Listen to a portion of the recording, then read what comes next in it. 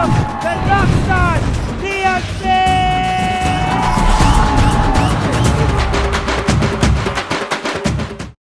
நான் எதுக்காக அவ கழுத்துல தாலி கட்டணும்னு கல்யாண மண்டபத்துல பைத்தியக்கார மாதிரி சுத்திட்டு இருக்க போறேன்? எதுக்காக கல்யாண தாலியோட ஓ ரூம்குள்ள வர போறேன்? நான் எதுக்கு எல்லாரும் முன்னாடி அவமானப்பட்டு உனக்கு கெட்ட பேர் வாங்கி கொடுக்க போறேன்? அவ மட்டும் சரியா நடந்திருந்தா இதெல்லாம் நடந்திருக்குமா சொல்லு? நான் உன் கழுத்துல தாலி கட்ட வேண்டிய சூழ்நிலையே வந்திருக்காது.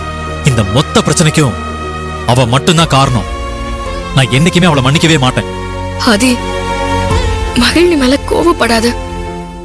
இப்பவும் எதனால அவ உன்கிட்ட இப்படி நடந்துக்கிறாங்கிற காரணம் எனக்கு தெரியாது. ஆனா நமக்கு நடந்த கல்யாணம் நாம விருப்பப்பட்டு நடந்ததில்ல. அது ஒரு ஆக்சிடென்ட் தான். அந்த ஆக்சிடென்ட்னால நம்ம எல்லாருமே ஒரு வகையில பாதிக்கப்பட்டிருக்கோம். இந்த கல்யாணத்தினால மகிழ்ச்சியோட வாழ்க்கை கேள்விக்குறியாயிடுச்சு.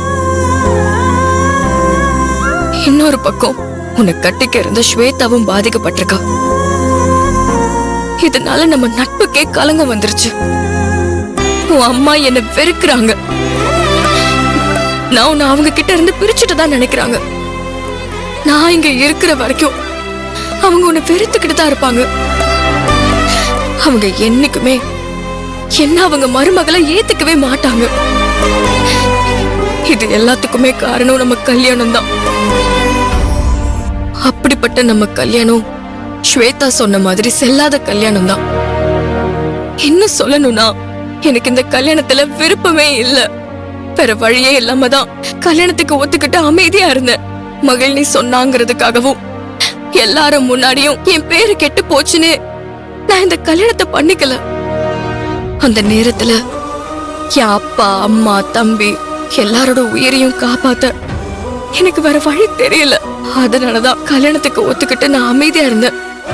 அதுக்காக உன்னோட ஒய்ஃபா என்னால இந்த வீட்டுல இருக்க முடியாது. அது எப்ப வேணாலும் நான் உன்னை விட்டு விலக தயாரா இருக்கேன்.